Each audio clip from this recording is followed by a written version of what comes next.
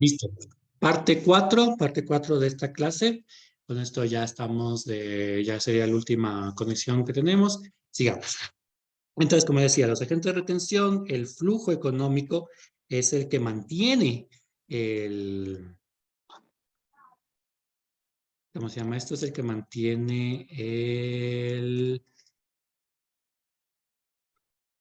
la economía en funcionamiento. Entonces, con la misma idea nacen las retenciones. Las retenciones nacen sobre la idea del mantenimiento del flujo económico. Hay ciertas personas, por ejemplo, Milei, que es parece que va a ser candidato a la presidencia de Argentina, habla acerca de que las retenciones no deberían realizarse o deberían hacerse ciertas retenciones muy específicas porque él diría que el tamaño del Estado no debería, pero bueno, es su idea libertaria. Personalmente pienso que las retenciones son útiles al manejar esto de aquí. Si las retenciones no fueran no podrían hacerse devueltas o no podrían pedir devolución a final de año, tendrían problemas. Pero y la devolución es bastante fácil de realizar, como estamos conversando hace un rato con la pregunta de la compañera, entonces la retención mantiene a la economía en movimiento. Es un proceso bastante interesante el tema de las retenciones. Entonces, por ese motivo, la normativa tributaria solicita a los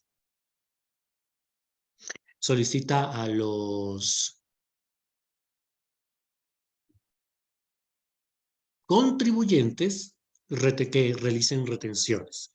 Es decir, las empresas grandes realizan retenciones a las empresas pequeñas o a las personas naturales pequeñas para mantener el flujo económico en movimiento. Igual las retenciones de las empresas grandes también son retenidas y mantiene el flujo económico andando. Esa sería la retención. En cambio, la percepción es cuando una persona en sus ventas, percibe el IVA pagado por las personas, por los consumidores finales que están comprando. ¿No es cierto? Si se pueden, es bastante lógico esto. Una empresa, una persona natural, tiene una tienda, tiene una actividad económica. Y en la actividad económica, digamos que vendió un producto de $100. Estos $100 tengo que poner el 12% de IVA, entonces sería $112. Sí, $112. Estos $112 representan los $100 que es por su servicio, por los costos, tiene que manejar administrativamente hablando cuántos son los $100 en costos, en gastos, en porcentaje de ganancia, lo que sea, en el margen de ganancia, pero aparte son los $12 que son los valores que está recibiendo como agente de percepción, porque esos $12 no son de él, esos $12 son del Estado, pero que este contribuyente, que es el que está vendiendo, funge como un agente de percepción, obteniendo o recaudando tributos y luego pagándolos al sujeto activo, nuestro agente de percepción. Por eso cuando tú tienes una tienda y estás en el régimen general y cobras IVA y tú pagas IVA mensualmente, tú no pagas ese IVA. Tú lo que haces simplemente es recaudar del contribuyente final, perdón, del consumidor final, y pagarlo, ese mismo dinero, pasarlo al Estado. Es lo único que se hace en el agente de percepción. No hay ningún pago que realice específicamente el, el contribuyente, el que vende el producto. No está haciendo ningún pago a esa persona. Ahora vamos a estudiar rapidito el tema de las infracciones tributarias, ¿sí? Hay personas que pueden cometer infracciones y hay normas que deben ser cumplidas. Esas son las famosas infracciones tributarias, que pueden ser una contravención, una falta reglamentaria o ya directamente un delito llamado defraudación tributaria. ¿Sí? Entonces es una acción u omisión, porque esto es muy importante en el tema legal, es importantísimo, porque una persona no solamente puede cometer un delito o una contravención o realizar una infracción tributaria solamente haciendo, también puede cometer una infracción no haciendo. no haberlo hecho, porque no es lo mismo, no simplemente yo voy y facturo mal y realizo una actividad equivocada en mi declaración. Eso es una acción, estoy haciendo. No, también no haciéndolo, también estoy cometiendo una infracción. No declarando, no facturando, no pagando. No estoy haciendo nada, me estoy diciendo, pero yo no hice nada. No, no te estoy multando o tú tienes consecuencias por haber hecho algo. No, tienes consecuencias por no haberlo hecho cuando lo debías hacer. Pues por eso es importante la acción u omisión. ¿No es cierto? Entonces, si yo cometo una violación en contra de una norma, voy a tener consecuencias. Y estas podrían ser contravenciones, faltas reglamentarias o la famosa defraudación tributaria. La contravención es en contra de una ley. La falta reglamentaria en contra de un reglamento y la defraudación tributaria es un delito directamente en contra del Código Orgánico Integral Penal. Ejemplo, una contravención es irse en contra de la ley del régimen tributario interno, del Código Tributario. Y ahí puedo tener multas desde 30 a $1,500 de Estados Unidos de América. Una falta reglamentaria, en cambio, si me encuentro en un reglamento, no, la multa no va a exceder más de $1,000, pero puede ser desde $30. Un reglamento, por ejemplo, el reglamento de comprobantes de venta. Eso es ejemplo de una falta reglamentaria. Y por último tenemos la defraudación tributaria, que eso ya es un delito. Esto ya es realizar, por ejemplo, llevar doble contabilidad, registrarme en el SRI con una cédula falsa, me clausuraron mi establecimiento y rompo el sello y abro para seguir vendiendo. Eso es un delito, puede ser con cárcel. Esa es la diferencia entre una contravención, una falta reglamentaria y una defraudación tributaria, que la contravención es multa de $30,500. La falta reglamentaria es una multa de 30,000. Pero una defraudación tributaria ya es prisión, dependiendo de la gravedad. Puede ser de 1 a 3 años, de 3 a 5 años, de 5 a 7 años. Por ejemplo, si tú realizas una de esas actividades, te puede decir preso de 1 a 3 años. Pero si realizas una actividad en contubernio o con asociación con un servidor público, podrías irte hasta de 5 a 7 años. ¿Por qué? Porque se agrava la defraudación. Entonces hay que tener mucho cuidado con el tema de la defraudación tributaria. Ya, ese sería el temario de la clase 1. De aquí, con el temario que tenemos, nos vamos a ir a la teoría, de la teoría a la práctica, que sería los impuestos. Vamos a ver dos impuestos muy importantes, que sería, en este caso, el impuesto al valor agregado y el impuesto a la renta. Primero, ¿qué es el impuesto al valor agregado? Es un impuesto que se cobra sobre cuánto yo precio le estoy aumentando a un definido producto. Por eso se llama agregado, valor agregado. Ejemplo, si yo tengo una materia prima, un tomate, una papa, y yo la convierto en papa frita y la estoy vendiendo de la papa que me cuesta 30 centavos a la papa frita $1.50, ¿qué pasa con eso? Le estoy agregando un valor. Y por ahí, y ahí viene el tema del impuesto al valor agregado.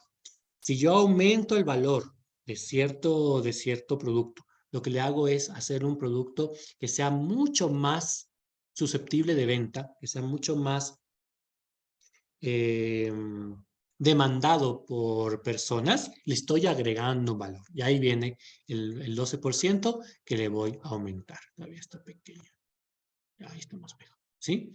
Entonces, primero, ¿cuáles son las características del IVA? Es un impuesto que grava el valor a las transferencias, ¿no es cierto? Todas las personas y sociedades que presten servicios deben pagar el impuesto al valor agregado. Quienes hayan pagado el IVA podrán utilizarlo como crédito tributario, esto es muy importante, lo vamos a ver. Y adicionalmente, las personas y sociedades designadas como agentes de retención mediante la normativa tributaria realizarán la retención de IVA en los casos que amerite, lo que habíamos visto hace un momento.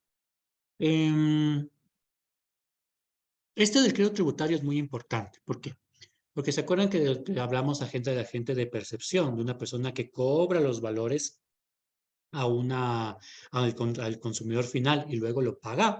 Bueno, Y se acuerdan que al inicio de la clase vimos que había un impuesto muy malo con anterioridad, el impuesto a los consumos, que cualquier persona que pagaba algo, consumía algo, tenía que pagar un impuesto. Ya, este IVA es un poco más justo porque si yo cobro $100 por un producto, pero a mí me costó $80 realizarlo, yo esos $80 de IVA que pagué y esos $100 con el respectivo IVA que pagué, puedo hacer el cruce y solo pagar sobre la ganancia, sobre esos $20 el IVA. ¿Sí? Para eso sirve el crédito tributario. Entonces, yo solo no cobro sobre el valor sobre el valor total, el 12% sobre el valor total, sino yo solo cobro el 12% sobre ese margen de ganancia. Entonces, el consumidor final solamente va a pagar el valor que en verdad le tocó pagar, los $100 del producto. No que a lo largo de la cadena de producción, por ejemplo, el que produce, el que distribuye, el pequeño distribuidor y el consumidor final, vayan pagando IVA sobre el 100% del producto. No, van pagando IVA sobre la pequeña ganancia. ¿Y qué pasa ahí? Que al consumidor final le va a llegar un producto pagable, le va a llegar un producto que no es tan caro, porque si es que todo el mundo le cobraran eso, le va a tocar pagar al consumidor final toda esa cantidad de valores que fueron cobrados por el 100% por cada transferencia. Entonces, por ese motivo, el IVA es hasta cierto punto un poco más justo, ¿sí?, que el impuesto a los consumos que había con anterioridad por el famoso crédito tributario. ¿Sí? Es muy, muy interesante el crédito tributario. ¿Qué más? El IVA se debe pagar por toda transferencia local de bienes y también por los servicios, ¿sí? También por los servicios, pero también por las importaciones, ¿sí? Por las importaciones. Si yo traigo un producto del exterior, yo como contribuyente final, pago, como consumidor final, pago el producto. Pero si en cambio yo voy a mandarlo al extranjero, no hay ningún pago de IVA. ¿Por qué?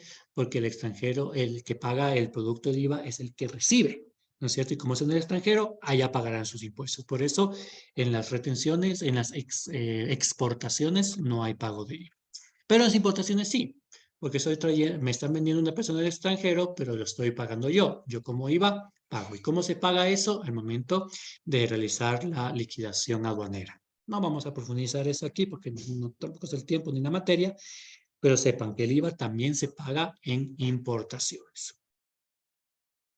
La tarifa vigente es del 0% y del 12% en el artículo 54, 55 y 56 de la LORTI, de la Ley de Régimen Tributario Interno, que yo se las puse en el Moodle.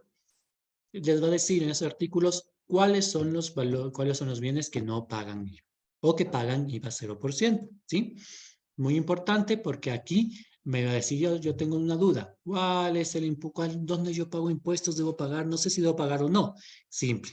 Si se debo pagar, debo pagar IVA en un IVA, en un valor o en un bien o en un servicio, si es que el artículo 55 y 56 me dice que no debo pagar. ¿Sí? Es simple. No, eso vamos a saltarnos un poquito, saltarnos un poquito. Bueno, más acá. Sí. Aquí. ¿Cuál es el hecho generador del IVA?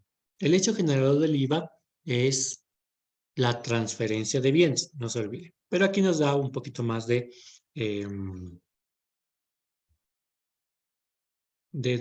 profundidad, de eso. Primero, hecho generador. La transferencia local es de dominio de bienes que sean al contado de crédito en el momento de la entrega del bien o en el momento que pago el total o un parcial del bien.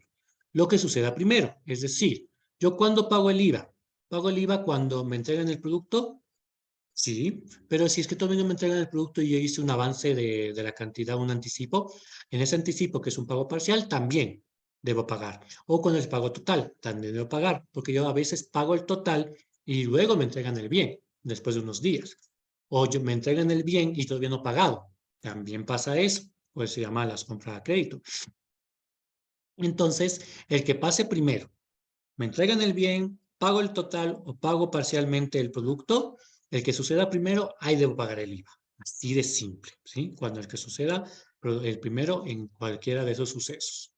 En la prestación de servicios se paga el IVA en el momento en que se presta efectivamente el servicio o en el momento del pago total o en el pago parcial, un adelanto, un adelanto en cuenta que todavía no me dan el servicio. Si yo hago un adelanto, también debo pagar el IVA, ¿sí? Y obligatoriamente se debe emitir el respectivo comprobante de venta, que debe poder ser una factura, una nota de venta, una liquidación de compras, un tiquete de máquina registradora, eh, una carta de porte aéreo, cualquiera, ¿sí? En el reglamento de comprobantes de venta, ahí nos indica cuáles son los comprobantes de venta que se deben emitir dependiendo de la situación. Ahora, en el caso de prestación de servicios por avance de obra de etapas, el hecho generador del impuesto se verificará con la entrega de cada avance. Es decir, yo si tengo un avance de obra, yo y voy a pagar por el avance de obra, me entrega el avance de obra, yo facturo y pago el IVA por ese avance de obra. Si son 10 avances de obra de $1,000 cada uno, yo pago 1,000 más IVA, 1,000 más IVA, 1,000 más IVA, 1,000 más IVA, hasta tener los $10,000, ya que es el total del contrato. Pero no voy a esperar al finalizar la obra, sino que es por cada avance de etapa, ¿sí? Mucho caso con eso. Ahora, nos dice, en el caso de uso o consumo temporal por parte del sujeto pasivo, de los bienes que sean objetos de su producción o de su venta, sí debe pagar IVA. Tengamos ahí algo, indicar algo ahí, muy interesante. Se paga IVA por los consumos personales. Si yo me autocompro, si yo me autoconsumo, me debo yo mismo pagar IVA. Así es simple. Ahora, en el caso de introducción de mercaderías hacia del extranjero para acá en Ecuador, se paga el IVA al momento en que se despacha en la aduana. O sea, al momento de hacer en la aduana. Así de simple, la aduana se va a dedicar a cobrar ese impuesto.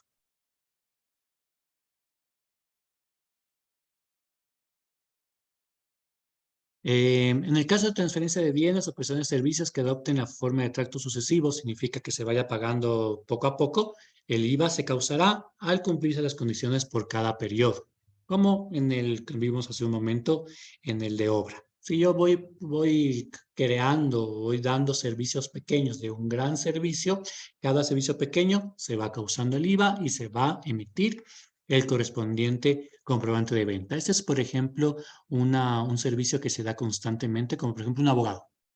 Un abogado trabaja para la empresa constantemente y da pequeños servicios. No es que al año te voy a hacer una factura, no. Cada vez que doy un servicio, doy una factura y pago el IVA. ¿Sí? Así de simple.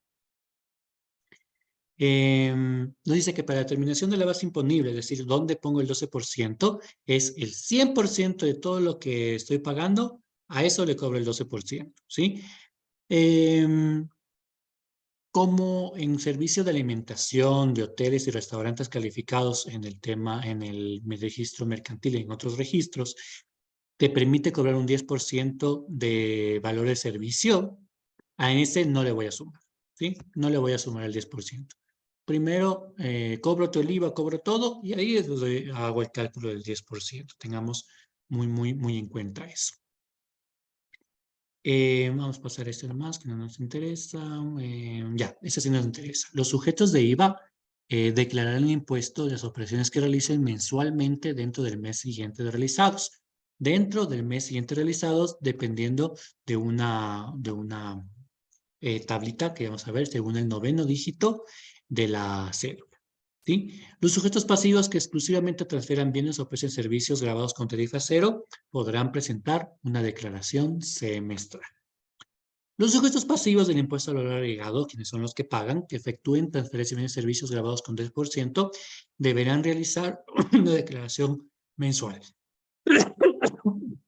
Perdón, una declaración mensual.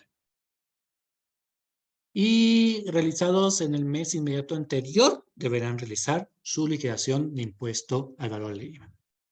No se olviden que ustedes tienen este esta presentación a su disposición para que después puedan estudiarlo con un poco más de tranquilidad. Miren, esta es la tablita que les decía. ¿Cuándo tienen que declarar una persona? Tiene que declarar el IVA. El IVA le tiene que declarar el 10 del mes siguiente si el noveno dígito de la cédula es 1. Si el noveno dígito de la cédula 2, hasta el 12 del mes siguiente. 3 hasta el 14 del mes siguiente y así sucesivamente, ¿sí? Tengamos muy en cuenta eso. Es una forma de que no se recarguen los sistemas de declaración porque te dan tiempo para que puedas hacer tus declaraciones.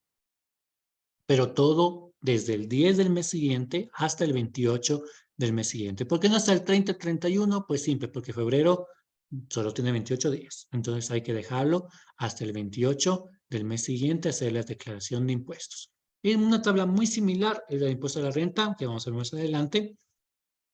Y es una tabla que nos permite hacer unas declaraciones de una manera ordenada. Saltemos el impuesto a la renta. El impuesto a la renta, en cambio, es un impuesto que se aplica sobre aquellas rentas que obtengan las personas naturales, las sucesiones en divisas y las sociedades, sean nacionales o extranjeras. El ejercicio impositivo comprende del 1 de enero al 31 de diciembre. Como les decía, la exigibilidad del impuesto a la renta es cuando se haya acabado el periodo fiscal. El periodo fiscal es del 1 de enero al 31 de diciembre. La pregunta que siempre me hacen, pero si yo acabo de iniciar mis actividades el 18 de agosto, ¿será el 18 de agosto de un año al 18 de agosto del otro año? No. Sería del 18 de agosto al 31 de diciembre. Y el próximo año sería del 1 de diciembre al 31 de diciembre. ¿Sí? Eso es muy importante. El periodo fiscal es hasta el 31 de diciembre. Cuando hayas iniciado el 1 de enero, iniciaste en agosto, iniciaste en febrero, termina el 31 de diciembre. Así de simple. La declaración de impuestos es obligatoria para todas las personas naturales, las sucesiones en divisas, sociedades nacionales o extranjeras que estén o no domiciliadas en el país, ¿sí? Siempre y cuando tengan una actividad económica en el país y tengan resultados económicos, ¿sí? Eso es muy importante. Aun cuando la totalidad de sus rentas estén constituidas por ingresos exentos. Es decir, por ejemplo, una sociedad que sea una ONG, una organización nacional no gubernamental, una fundación o una institución de educación, que de educación tus ingresos son exentos, tiene que declarar impuestos obligatoriamente. Una cosa es pagar, otra cosa es declarar. Tienes que declarar, a la larga no vas a pagar, pero tienes que declarar. Por eso es muy importante, y vuelvo a repetirlo como octava vez en esta clase, la obligación material y la obligación formal. Porque la obligación material es de pagar, la obligación formal es de declarar. Entonces, la obligación de declarar tienen todos. De pagar, muy pocos. ¿Sí? Muy pocos tienen de pagar. Pero ¿quiénes, por ejemplo, no tienen que declarar impuestos? Los contribuyentes que estén domiciliados en el exterior, que no tengan un representante en el país. ¿Sí? Simplemente ellos no van a tener que declarar, pero le van a retener. Entonces, te van a retener y con tu retención es más que suficiente. Y segundo, ¿quién no tiene que declarar? Las personas naturales cuyos ingresos brutos durante el ejercicio fiscal no excediera la fracción básica, que en este año son $11,315. Bueno, o sea, que de pagar 11,300 que estaba vigente el año pasado. De este año que se paga en 2024, tengo 11,200 algo, 11,277 por ahí. Entonces, si pasas esa cantidad, si tus ingresos no pasan esa cantidad, no te obligan a declarar impuestos, ¿sí? No te obligan a declarar impuestos. Ahora, hay ciertas personas que son obligadas a llevar contabilidad. Por ejemplo, las personas, las sociedades, todas las sociedades están obligadas a llevar contabilidad a menos que estés en el RIMPE. Bueno, en el RIMPE no tendrías que declarar, pero cualquier persona que pase estas cantidades van a ingresar en el régimen general y van a tener que empezar a llevar contabilidad. Contratar a un contador y realizar todo lo que corresponde o todo lo que representa llevar contabilidad. No nos viene al caso nosotros en nuestra carrera pero sí a los contadores. Los contadores es llevar contabilidad, todo lo que te enseñan en contabilidad básica, en contabilidad intermedia, en contabilidad superior, en contabilidad de costos, etcétera, etcétera. Te obligan a llevar, a llevar contabilidad. Por ejemplo, capital propio, $180,000, te obliga a llevar contabilidad. Si de ingresos tuviste $300,000 al año, te obligan a llevar contabilidad, ingresos brutos. Y si en cambio tuviste costos más de $240,000, te obligan a llevar contabilidad. Llevar contabilidad, ya sería contratar a un contador y realizar todas las actividades que necesitas. ¿Cómo calculamos la base imponible del impuesto a la renta? Tienes los ingresos grabados, por otro lado ingresos exentos y deducciones que tienes que ver. Para hacer el ejemplo de esto, para que sea interesante y lo entendamos, por ejemplo, una persona natural bajo relación de dependencia, ¿sí? Por una persona que trabaja para una empresa. Si una empresa tiene ingresos grabados, que son sus sueldos, son sus salarios, son sus horas extras, sus horas complementarias. También tenemos las utilidades, etcétera, etcétera. Son ingresos grabados. Pero una persona bajo relación de dependencia también tiene ingresos que no están grabados. Ejemplo,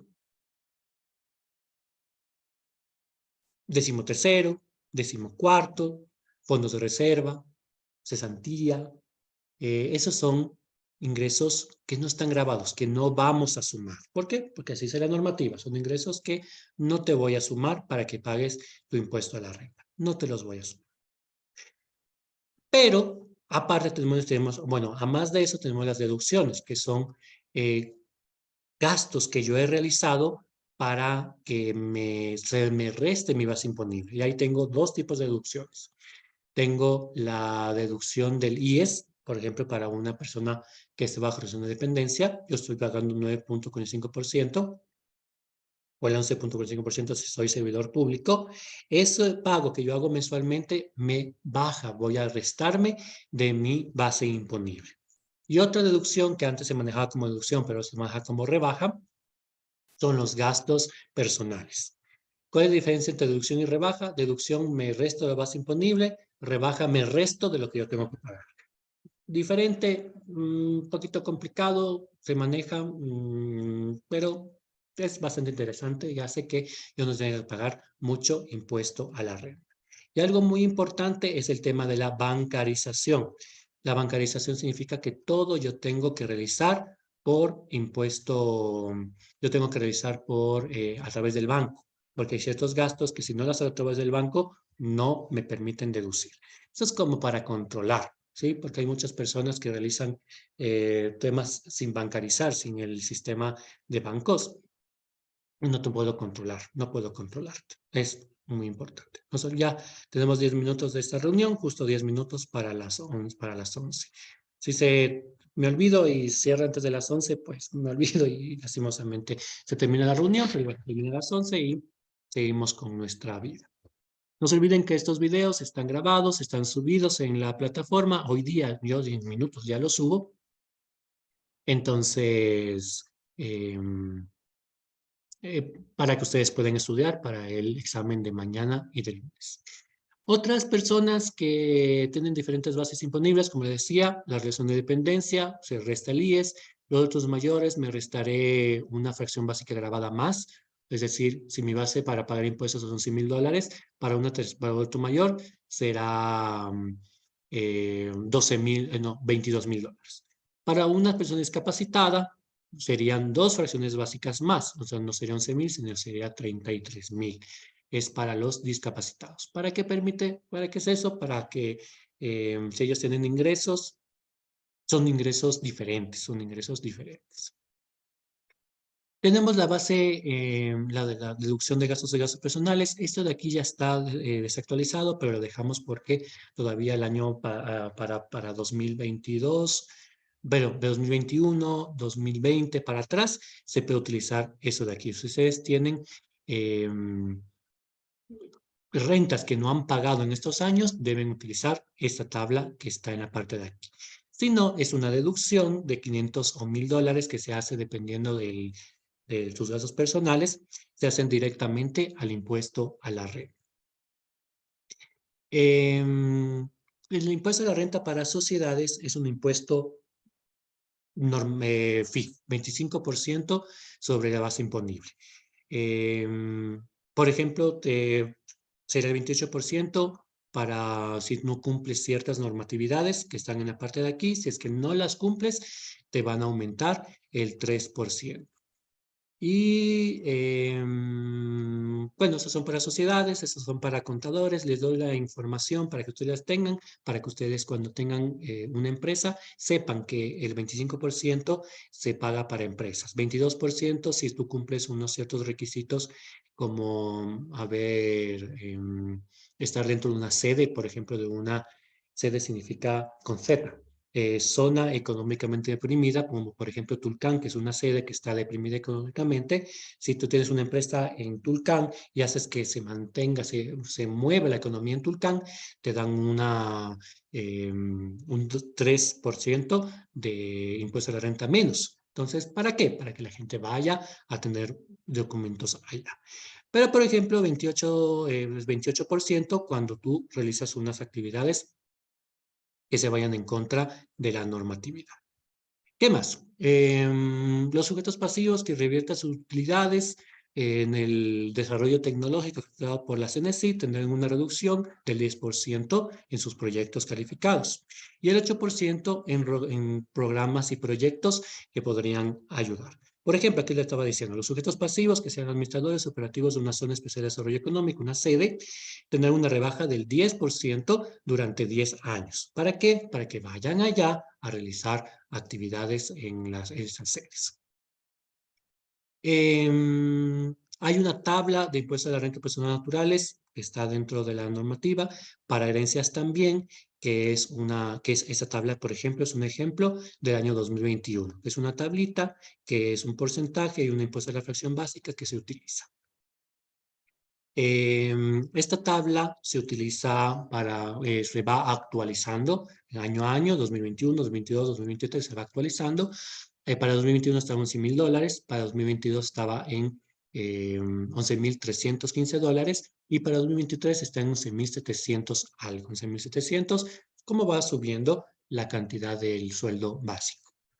Esa sería la clase de legislación tributaria. Es mucha información para esto, pero acuérdense que ustedes son parte de un proceso de validación de conocimientos, que es un proceso en el que ustedes ya tienen los conocimientos. En estas clases se les recuerda los conocimientos que ustedes deberían tener en su validación y para eso es el examen que se da para el día sábado, el día domingo, el día lunes. No se olviden, el examen va a estar activado de 8 de la mañana y termina, va a activarse a las 23 horas del día lunes. Vean los videos, traten de verlos, traten de estudiarlos. Antes del examen, véanse los videos para que se vayan teniendo los conocimientos bien fresquitos. Y mucha suerte en el examen. Vayan a realizar el examen cuando tengan ustedes tiempo. Es decir, se sienten ustedes con tiempo de 6 y nadie les moleste, nadie les llame para que ustedes puedan realizarlo, el examen de una buena manera. Eso sería la clase de este día. El día de hoy ya está, va a estar en unas 2, 3 horas, ya va a estar subido los videos en la plataforma para que puedan verlos. Mucha suerte, un gusto haber compartido esto con ustedes y puede ser que con ustedes ya nos vimos en laboral, en profesional, entonces puede ser que nos veamos en mercantil. Quién sabe. Entonces, mucha suerte, cuídense mucho y me avisan cualquier novedad. Si tienen preguntas, tenemos el correo electrónico que está en la plataforma, pueden escribirme. Y si no, mucha suerte en el examen y hasta una próxima ocasión. Mucha suerte. Muchas gracias. A ustedes. Cuídense mucho. Ya pueden estarse desconectando porque igual ya mismo se termina la reunión. Cuídense mucho. Muchas gracias, Lisa. Hasta luego. Hasta luego.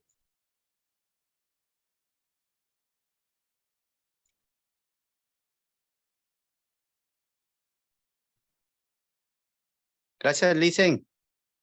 A ustedes, cuídense. Gracias. Gracias, Lisa. Hasta luego. Cuídense.